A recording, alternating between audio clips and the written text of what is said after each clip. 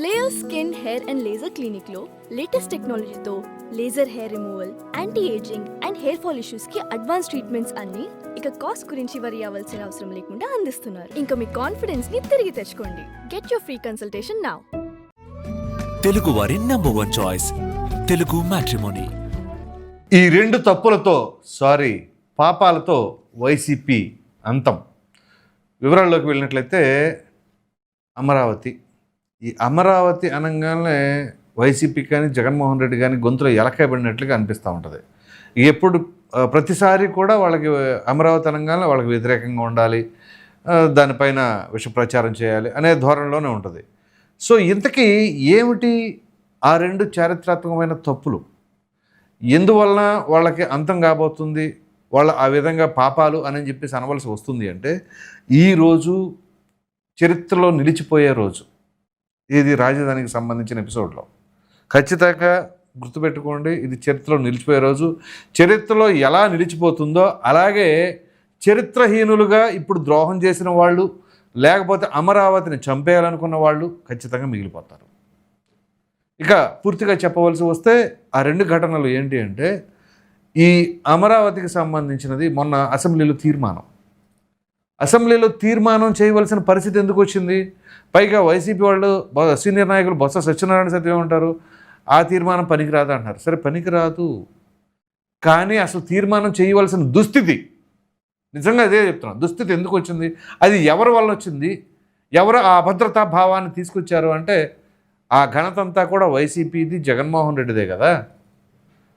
మొదట్లోనేమో దాన్ని మద్దతు తెలిపి, దాని తర్వాత ఏమో కాదు తూచి అని చెప్పేసి 3 రాజధానులు అని చెప్పేసి 3 చెరువులు నీళ్లు తాగిచ్చారు అమరావతి రైతుల్ని. ఇక మరలా ఎట్టకేల కూటమి ప్రభుత్వం అధికారంలోకి వచ్చిన తర్వాత దీనికి సంబంధించిన దాంట్లో ఎట్టి పరిస్థితుల్లో రాష్ట్ర ప్రజలకు అన్యాయం జరగకూడదని చెప్పేసి మరలా అమరావతి పునర్నిర్మాణం చేపట్టిన తర్వాత పలు సందర్భాల్లో ఆ రకంగా లేదు, అమరావతి నదీ గర్భంలో ఉంది అని చెప్పి జగన్మోహన్ రెడ్డి మాట్లాడుతాం, లేదు మేము అమరావతికి ఏం వ్యతిరేకం కాదు అని చెప్పి సజ్జల రామకృష్ణారెడ్డి మాట్లాడుతాం. అలాగే మొన్న బొత్స సత్యనారాయణ మరలా మేము వస్తే ఆల్మోస్ట్ ఆల్ మార్చేస్తామని చెప్పేసి ఆయన మాట్లాడుతాం. అసలు ఒక దాని మీద నికరంగా లేదు వాళ్ళ వ్యవహార శైలి. అంతా కన్ఫ్యూజన్ వ్యవహారం. ఉంటారంటారు, ఉండరంటారు, వెళ్ళిపోతారంటారు, మేము వ్యతిరేకం కాదంటారు. ఏంటిది? సో ఇందులో తొలి పాపం ఏంటి అంటే, ఈ అసెంబ్లీలో తీర్మానం చేసేటప్పుడు, సరే మిగతా విషయాలు పక్కన పెట్టేయండి, మీరు బడ్జెట్ సమావేశాలకు రారు, వేరే అంశాలపైన మాట్లాడటానికి రారు, మెడికల్ కాలేజీ పైన నిలదీయటానికైనా రారు, పోనీ నిలదీద్దాం అనుకున్నట్టు అనే వర్షంలో ఉంటే, సో కనీసం రాష్ట్రానికి సంబంధించిన దాంట్లో అసలు ముందు తీసుకొచ్చిందే మీరైతే కంపు, ఇక మీరెందుకు వస్తారు? ఇది మనం అనుకోవటం కాకపోతే కనీసం అరే మా వైఖరి మార్చుకున్నాం, గతంలో మేము తప్పులు చేసామని చెప్పేసి అయినా సరే మొన్న అసెంబ్లీకి వచ్చేసి ఆ బిల్లు తీర్మానంలో ఉండి దాంట్లో కూడా పాలు పంచుకున్నట్లయితే ఎంత సంతోషించేవాళ్ళు. వైసీపీ వాళ్ళలో కూడా కొంత మార్పు వచ్చింది అని చెప్పేసి ఎంతో కొంత ప్రజలు అనుకోవడానికి ఆస్కారం ఉంది. అస్సలు పొరపాటును కూడా వీళ్ళు అసలు అవకాశం కూడా ఎవరేమో ప్రజలకి. వీళ్ళని కొద్దిగా నమ్ముదాంలే అనుకుంటే, మీరు మమ్మల్ని నమ్మాకండి, మేము ఎప్పుడు కూడా ఎట్లాగ ఉంటాం అనే ధోరణిలో ఉండే పరిస్థితి. ఇది ఇలా ఉంటే ఈరోజు క్యాబినెట్ ఆమోదం, దాని తదుపరి పార్లమెంట్లో బిల్లు ప్రవేశపెడతారు. ఇక్కడ జగన్మోహన్ రెడ్డి వైఖరి ఏ రకంగా ఉంటుంది, ఇది చాలా ముఖ్యం. కేంద్రం ఏ బిల్లు పెట్టినా కళ్ళు మూసుకొని అసలు అడిగినా అడగకపోయినా టింగురంగా అంట సపోర్ట్ చేస్తారు జగన్మోహన్ రెడ్డి. అంతెందుకు, మొన్న ఉపరాష్ట్రపతికి సంబంధించి ఫోన్ చేయారా కేంద్ర ప్రభుత్వ పెద్దలు ఫోన్ చేయవసరలా, మీరెందుకండి ఫోన్ చేస్తారు, భలేవాళ్ళే, నేనే ఇంకెవరికి సపోర్ట్ చేస్తాను మీకు కాకపోతే అనే ధోరణిలో ఉంటారు. దానికి గల కారణం ఏంటి అని మరలా ప్రత్యేకంగా మనం చెప్పుకోవసరలా. ఆయనకుండే సమస్యలు ఆయనకుండే డీలింగ్స్ కూడా ఆయనకుండే. సో ఈ నేపథ్యంలో ప్రజలకు సంబంధించింది, రాష్ట్రానికి సంబంధించింది మనకు పనిలే. మనకి ఇండివిజువల్గా మనకున్న తలనొప్పులు, మనకున్న కేసులని అనేక రకాలుగా ఆరోపణలు వస్తూ ఉన్నాయి. సరే, ఇక రాష్ట్రాన్ని గురించి, రాష్ట్ర ప్రజల గురించి ఏ రోజు ఆయన అడగలేదు అని చెప్పేసి కానీ కూడా ఆయన పైన విమర్శలు వచ్చాయి. సరే, ఈ బిల్లుల విషయంలో పోయిందిలే, మనం ఇప్పుడు వాళ్ళకి మద్దతు తెలిపితే ఏం పోయింది, వాళ్ళకి వ్యతిరేకంగా మార్పు ఎందుకు అనుకుంటారో తెలియదు. కానీ నేను ఎన్డీఏకి జై అని చెప్పేసి ఇప్పుడు గత ప్రభుత్వంలో వీళ్ళు అధికారంలో ఉన్నప్పటి నుంచి జై బాబు, అదే ఎవరు అంటారు కదా మామూలుగా, బాబు జగన్ పవన్ అని చెప్పేసి బీజేపీ అనగానే ఆ తరహాలో ఇప్పుడు బాబు పవన్ అంటే ఆల్రెడీ పొత్తులో ఉన్నారు, మరి జగన్ ఎందుకు ఉంటారు అని అంటే అది అర్థం కాదు. ఓ పక్కనేమో రాజశేఖర రెడ్డి గారు ఆశయాలు, రాజశేఖర రెడ్డి గారు సిద్ధాంతాలు అంటారు. మరి రాజశేఖర రెడ్డి గారు ఆశయాలు ఏంటి? బీజేపీకి సపోర్ట్ చేయటమా, ఎన్డీఏకి మద్దతు కొంటమా? మరి జగన్మోహన్ రెడ్డి మాట్లాడే మాటలకి అసలు రాజశేఖర రెడ్డి గారి సిద్ధాంతాలకి చేసే పనులకి ఏమన్నా సంబంధం ఉంటుందా? ఉండదు. సో అది అలా ఉంటే మరి ప్రతి బిల్లుకి సపోర్ట్ చేస్తాడు. ఈరోజు పెట్టే బిల్లుకి సపోర్ట్ చేస్తాడా? ఇప్పుడు కదా అసలు వైఖరి బయటపడేది. ఇప్పుడు గైర్హాజరవుతారా ఎమ్మెల్యేలు, సపోర్ట్ చేస్తారా, వ్యతిరేకిస్తారా? వ్యతిరేకిస్తే ఏమని వ్యతిరేకిస్తారు? మరలా ఇదే నది గర్భంలో ఉంది అని చెప్పేసి అంటే బీజేపీ కేంద్ర పెద్దలు ఏదైతే బిల్లు ప్రవేశపెడుతుంటే ఇప్పుడు దాన్ని మద్దతు తెలుపుతూ ఉంటుంటే కాదు కాదు మీరు మా రాష్ట్రంలో గురించే కదా మాట్లాడుతున్నారు, లేదు లేదు అని చెప్పేసి ఏమైనా మాట్లాడతారా? ఎందుకంటే ఇది అందుకని అంటుంది. ఇప్పుడు ఈ అమరావతికి సంబంధించిన బిల్లు పార్లమెంట్లో ఇవాళ ఉదయం నుంచి జరుగుతుంది చర్చ. ఇది పబ్లిష్ అయ్యే టైంకి బహుశా అది జరుగుతూ ఉంటుందేమో. సో ఆ సెషన్స్లో కూడా పార్టిసిపేట్ చేయకపోతే ఏంటి, ఇంకా రాష్ట్రం అంటే చిత్తశుద్ధి ఉండదు మనకి, రాష్ట్ర ప్రజల శ్రేయస్సుతో సంబంధం ఉండదు. ఇంక దేనికోసం మరి ఏం చేద్దామని మరలా 2029లో మేము గెలుస్తాం అంటే గెలిచి ఏం చేస్తానికి? రాష్ట్ర ప్రజలకు సంబంధించింది ఏమైనా చేస్తారా? అదే ద్వారా మేము బటన్ నొక్కుతాం, ఏదో ఏడాదికి 15,000 కావాలంటే ఇస్తాం, అట్లా వాడుకుంటా ఉండండి అని చెప్పేసి అంటారా? ఇట్లాంటి అంశాలు కూడా చూసుకోవాలి కదా. మనం ఉండగా అధికారంలో ఉండగా అసలు రాజధాని అనేది మొత్తం చెదలు పట్టించేలాగా చేసేసారు. ఎక్కడికక్కడ చెట్లు పెరిగిపోయి అవి పెరిగిపోయి ఇవి పెరిగిపోయి పాములు కొండ చిలవలు అన్నీ చేరినాయి అక్కడ.